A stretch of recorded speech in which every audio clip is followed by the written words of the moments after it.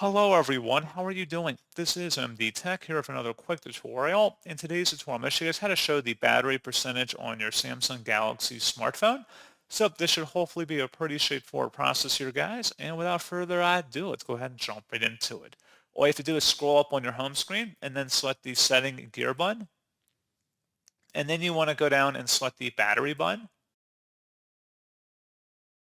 And then there should be something that says battery percentage. Show battery percentage in the status bar. If you want to toggle that to the right, it will then be displayed on top of your Samsung Galaxy smartphone.